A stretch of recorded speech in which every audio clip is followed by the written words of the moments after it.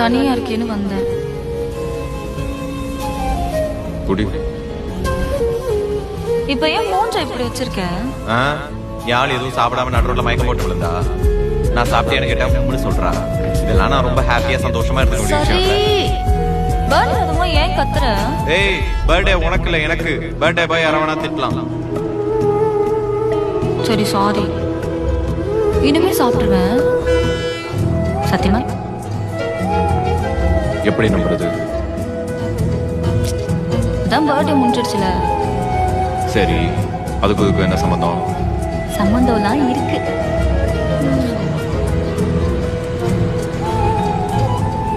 ஏய் மாமி, எனக்காக சாப்பிடாம விரதம் இருந்தியா?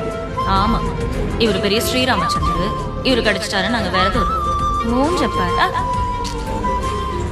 முந்திராரா